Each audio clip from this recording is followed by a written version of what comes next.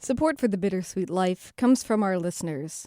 This week I want to thank Stephen for becoming a $20 a month supporter on Patreon. Your support means the world. Stephen wrote, "I've really been enjoying your podcast and I'm happy to contribute. I've been making my way through the bonus episodes and I have to say, the Truth or Dare episode lived up to the hype. It was so fun to listen to. And that final call between you and the guy who applied at your restaurant was fascinating. You can hear that fascinating phone call and the entire back catalog of bonus episodes when you support the show on Patreon. There are links in the show notes, or visit thebittersweetlife.net and click the donation button. Thank you so much."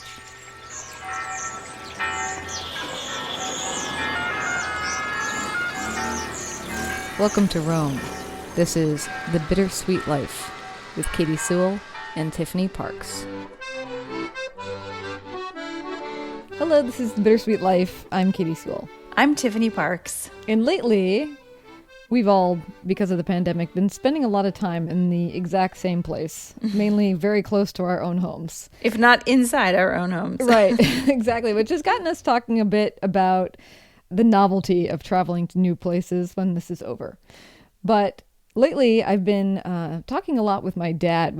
Both of us being vaccinated, we've had the opportunity to actually go out for breakfast a couple times together. So nice. I know. And in taking walks after breakfast, often end up talking about our time traveling in Vietnam, which is something, as you know, if you're a longtime listener of the show, you know that in my 20s, me and my father used to travel to Vietnam pretty regularly. We'd go about twice a year together, February and August usually.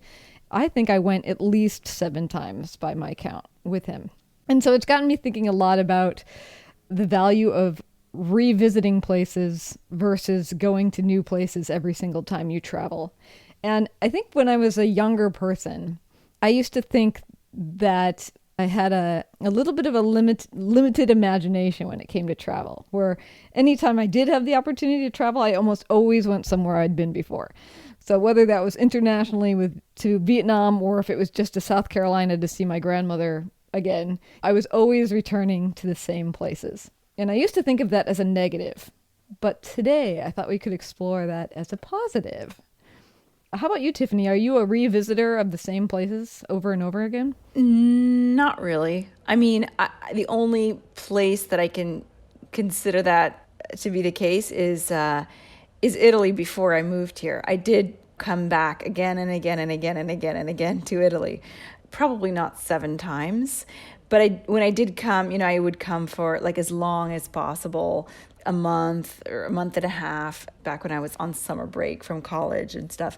But I did, I was constantly drawn back to Italy for obvious reasons. We all know that, I was called to eventually move to Italy. Mm-hmm. But that's really the only place. I have been to France probably, I don't know, 5 times, 6 times, Paris about 5, 6 times. So that is maybe the other case.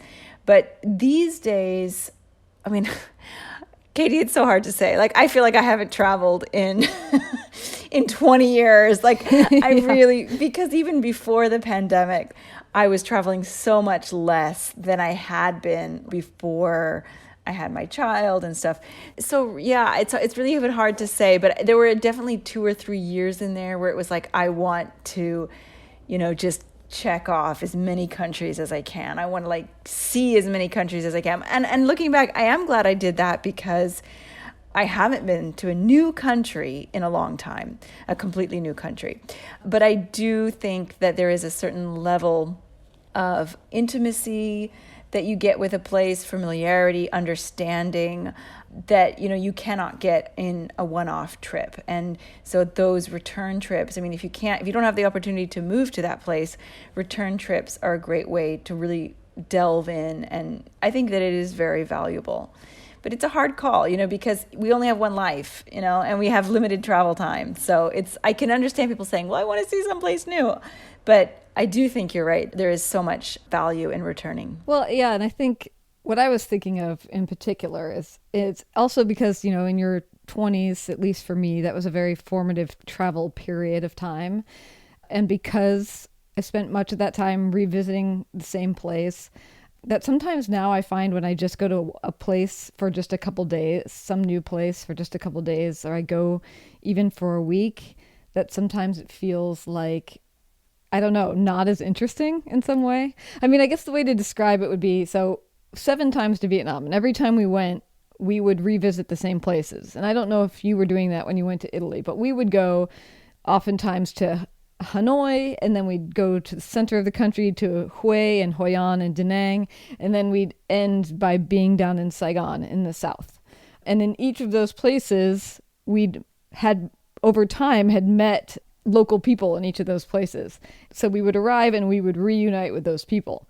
So then after going so many times, we eventually knew a whole network of kids who sold postcards in the streets to tourists in Saigon. We knew Mr. Lewin and his whole group of friends, all who were cyclo drivers. We knew a bunch of people who worked in the government, like Quinn and Chan. I knew a girl named Ha and a guy named Quinn, both of who worked at the Saigon bar, which was my favorite bar in town. I ended up going bowling with Ha once, and I went on a late night date with Quinn once. You talk about that in one of our earlier episodes, actually. Yeah. Episode romance. Yeah, that late night date. That was news to my dad, by the way, that I had gone on that date. I didn't happen to mention that when we were traveling. We also knew there's Catholicism is a part of culture in Vietnam, even though that might not be a thing that you immediately think of. And we became really good friends with Sister Bong, who was a woman who worked in Hue, mostly with the poor, providing medical care. And she kind of very strangely reminded me of my grandmother, like my dad's mom. And I always thought it was kind of funny that my dad and Sister Bong became such good friends, because I didn't know if he ever recognized that she had qualities that his own mother had, you know? Particularly in the way her mouth moved. She kind of resembled my grandmother. And then like up in Hanoi, we got to know this woman named Thuy, who was originally just a tour guide we met, but we became such good family friends with her that eventually we ended up going to her wedding one time when we were there. My dad also met this girl named Huyn, who he met, I guess, she was studying English, and she ran up to him because she was misunderstanding something that was happening in the lesson she was studying, and she was looking for a native speaker and ran up to him asking a question about one of her lessons. And strangely, actually, at the beginning of the pandemic, Huyn emailed me, and I told her, I hope you guys are okay with this pandemic, because, you know, she lived in a very tight quarters. She was a rather poor young woman, and so she lived like amongst tons and tons of people. And so I felt like, oh my gosh, you know, is it just going to run rampant through their area? And she sure wrote me back and just said, oh, you know, don't worry about us. We'll be fine. We know how to use masks. You Americans don't so much. You know? It's this, it just was this very rich tapestry of understanding of what life was like there, all the different layers. But it also was not relaxing at all. And that's not to say that we didn't do touristy things. Like we went to the Cu Chi tunnels, and there was a resort in Da Nang called the Phu Rama, which is just an amazing place that we would take a couple days off in sometimes. But it was a lot of socializing, and it was a lot of meetings, and it was a lot of class dynamics, honestly, because so many people we knew were poor and struggling. But it felt a lot more like I understood what real life was than I understand it in, say, Spain, where I've spent like a couple weeks driving along the coast and stopping, you know, in great spots, which I have fond memories of, but I don't feel like I necessarily understand what's happening there. Do you know what I mean? Yeah, of course, yeah. Yeah.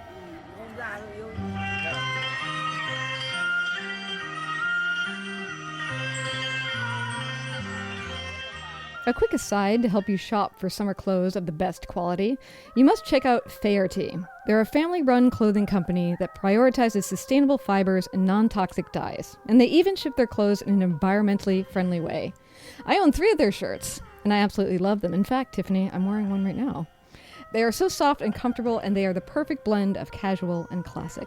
You know when you're searching for that ideal summer outfit, that shirt, that dress that feels like you've had them for years, maybe a gorgeous print that fits so perfectly and feels almost too good to be vintage, but still looks like it might be? Well, that's Fairty.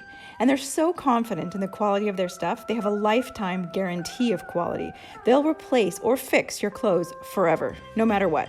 And to top it all off, Faherty is giving Bittersweet Life listeners 20% off. 20%. So shop now for new summer clothes. Head to fahertybrand.com and enter the promo code Bittersweet at checkout for 20% off your order. Now, back to the show. I've always wondered, what kind of work were you doing in Vietnam? I know it has to do with charity work, but like specifically, like what, Katie Sewell, were you doing Oh, me. while you were there all those times? I'm just curious. I mean, that would be really pretty hard to boil down. I mean, because the stuff that my father was involved in really was varied based on where we were in the country. And what I was doing was, just sort of the social color of the official business, if you know what I mean. So I did sit through a lot of really long meetings with government officials, or even with Sister Bong. We always used to joke that, if you were in any kind of a rush and you showed up to meet with somebody, like let's just say hypothetically, showed up to meet with Sister Bong and a couple of the other sisters about whatever it was they needed. If you showed up and they led you into a room with water bottles and oranges and Kleenex on the table, you were not getting out of there anytime soon. Uh-oh. Which was basically like their basic hospitality: water and oranges and Kleenex to use as napkins. And you just knew that you were in for like an epically long meeting. Like how long? Like 3 hours long? I mean, at least a couple hours, all the niceties, but then also you got to talk about business. And I think a lot of my role was to sort of be the family member that came along that was in love with the country, that was willing to joke around. Like one time we went to see Sister Bong and the sisters were putting on some sort of like homemade carnival to try to raise money. And there were a whole bunch of kids there at different booths that they had created. And one of the booths was that you were supposed to try to walk across a tightrope while throwing a dart at a target. And sounds hard. Of course they wanted me to do that. So I'm just there to sort of try anything, or, to hang out with these postcard sellers and just hang out with them, get to know them, go roller skating with them, meet their families. Vietnam is so about family, and I think I mentioned to you before that my father just found that it was much easier to be in these social situations if he had a daughter with him. Mm-hmm. That makes sense. Yeah, I mean, you got to be a little bit suspicious of, I would think, of a foreigner coming in and offering help of any kind, So it takes away any assumptions of like, oh, maybe this is a single man who's here on some sort of sex tourism or something, or, any of those kind of suspicions were a bit alleviated by traveling with your child. But that said, I was talking to him just actually the other day, because of course doing charitable things in a foreign country is tricky. Like oh my gosh, I mean, how many people have blundered into making some kind of a mistake in trying to help? I imagine. I mean, I'm sure it's rampant. And so, I mean, I was asking my dad actually just the other day, I was like, how did you make sure that what you were working on was a good thing and not something that was going to, either be exploited or was like the wrong thing to be involved in, or that you were helping the wrong people? And he said that, number one, I always traveled with a native, not only a native speaker, but somebody who had grown up there. He always traveled with this man named Bin, who did live in Washington State, but had moved here after the Vietnam War. And his whole family was still there. And so a person who understands the layers of the culture that's going on. And he also said that you have to go with the idea of finding out what the needs are from the local people. And that takes time, because you have to get to know the locals. And not only do you have to get to know the locals, you have to get to know who's trustworthy amongst the locals, which takes time. Yeah, that's its own challenge. Yeah, to suss it out. And you have to start to learn the dynamics by asking them why things are the way they are. If there's an existing problem, why does that problem exist like that? And of course, we as white Westerners might assume that, oh, poverty came about because of this, and it could be something totally different. And then he just said that he never initiated a program of his own. He always tried to find people who were already working to solve the problem and support them, basically. That's smart. Yeah. I mean, he basically said that don't do anything to help in a foreign country without some advice from the locals. And finding people that you can trust, of course, is so important. Unless, of course, there is a company that's already doing what it is that you believe in and you trust them. True. Totally makes sense. I mean, for anybody who actually is going to travel and is interested in traveling in the philanthropic way, he also said that you should make a plan ahead of time about if you want to give money away, decide what you're going to do ahead of time. How much money are you going to give away? Make a plan. Don't just go willy-nilly. And he also said, that one thing to keep in mind too, in places like when we were going to Vietnam, there wasn't any kind of ambulance system. They had ambulances, but they would only basically run a person from one medical place to another. There was no 911. There's no calling for help in that way. And so another thing he just happened to mention when we were talking about this, for goodness sake, when you visit certain places, everybody should be considering their personal safety. You just never know what clinics, if any, are around you. Right.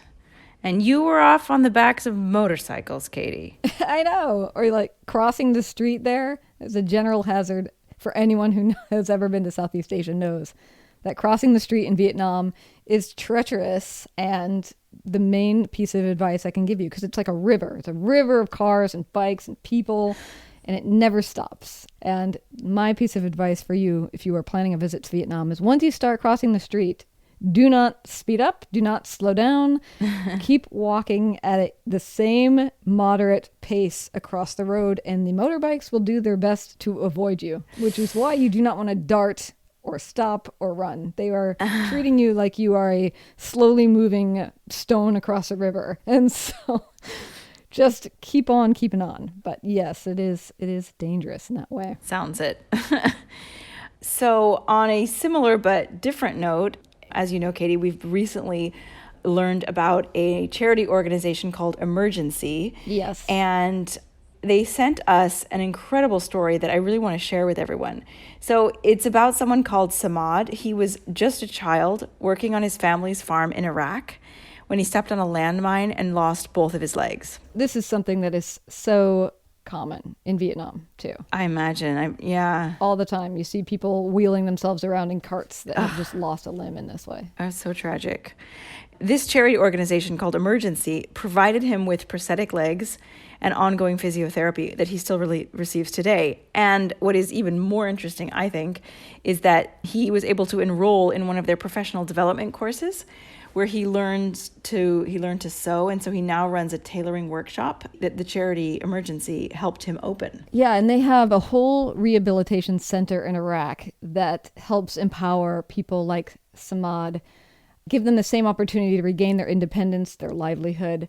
And in fact, every one of the people who work at that center, the center that manufactures these prosthetic limbs, are people who have lost their limbs themselves and have been treated by the center. That's my favorite part of this whole charity. I think that is so moving. Well, I actually got on the phone with a couple of them not very long ago, Alex and David, and their value of not only rehabilitating people, but training the people to take over these clinics. In another part of the world, in Afghanistan, they have a maternity clinic that provides gynecological services for women in Afghanistan. But they also train local women to run this. And it's just such an odd, unusual, wonderful way of doing charitable outreach. Yes, it really is. They are currently involved in medical projects in Afghanistan, Eritrea, Iraq, Italy, Sierra Leone, Sudan, Uganda, and Yemen. And they focus on providing free, high-quality, sustainable, long-term healthcare centered around building hospitals and empowering people by training locals to be staff like Samad. You mentioned Italy, Tiffany, and I asked them what they've been doing in Italy. And they said that they were one of the first responders when COVID broke out up in the north. Oh, really? And Italy has been having so much trouble with refugees trying to get there by boat and all the accidents that have been happening. And they've been helping with that as well, which is really interesting. Oh, that's great. Their charity solely relies on generous supporters. So if the work they're doing sounds interesting to you and you want to learn more or donate to support their incredible causes, just search for Emergency NGO. That's N for November, Emergency NGO, and send them a donation today. Great. So Tiffany, would you ever consider taking such a trip? Either a philanthropic trip or even just dedicating yourself to one small town and going and going and going and going until you know a good picture of not only the local community, but what's happening there, what it's like to live there? I would have to be honest and say it depends what part of the world it is. As far as if, the second option, I would absolutely consider a philanthropic trip. I've thought about it many times. I haven't gone so far as to actually plan such a trip, but I'd like to do that someday if the right opportunity comes along. Like you said, I don't want to get involved in something that is not going to actually be beneficial. Yeah. But I absolutely would like to do that. And as far as returning to the same place over and over again, I can see myself doing it, but it has to be a place that I've fallen in love with. I would have a hard time if someone said, okay, this is like, close your eyes, spin the globe. That's where you're going to go back every year. Greenland, go. Yeah, I might not. But I mean, I haven't done something like you have, especially in a place so foreign to me like Vietnam.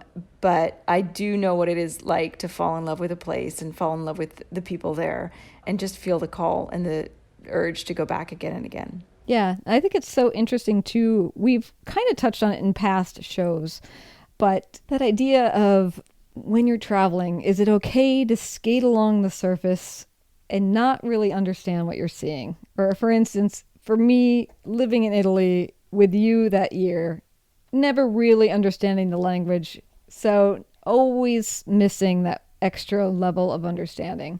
Or are you a person who, at least in the case for Vietnam for me, is you just go so many times that you're trying to build, like you start to see the deeper and deeper layers, And I think for you in Rome specifically, now that you've been there so long, is it starts out magical and then there's layers and layers and layers and you dig more and more into the real. Yeah. And you can still see what's magical about the place, but you also know all the other stuff. Yeah. It is a trade-off, this building of understanding, like of how much you know versus the general wonder of being in a new place. And I always think that contrast is interesting.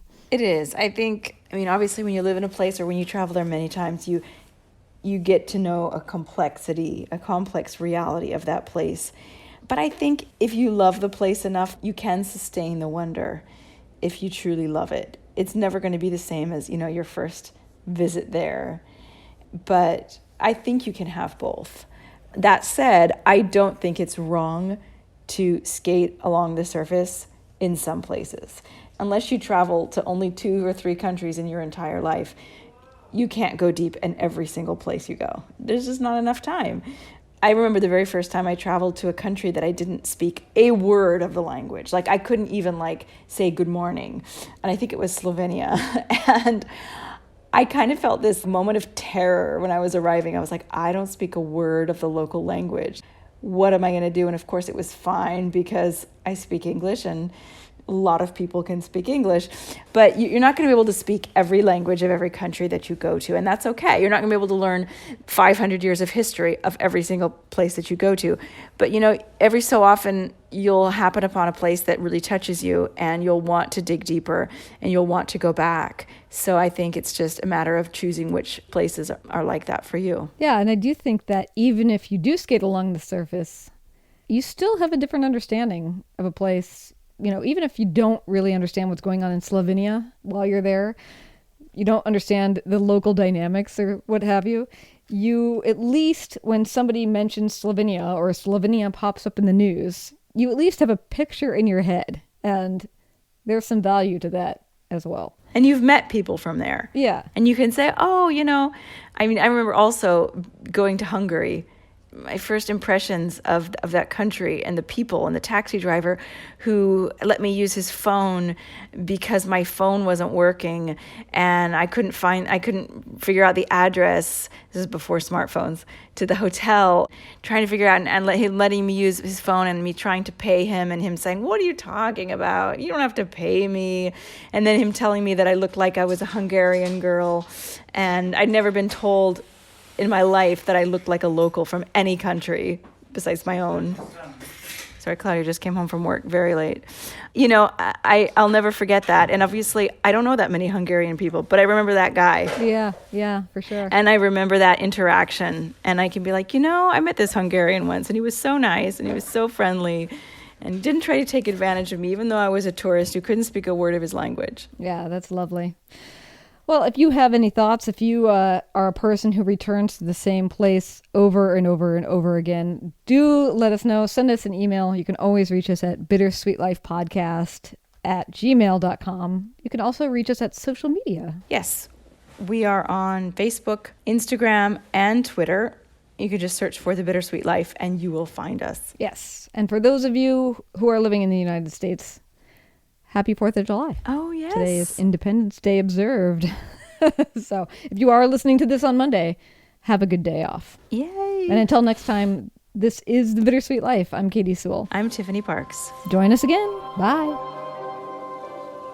Katie here. Before you go, I want to remind you that we would love to do a show about your unrealized dream fulfilled.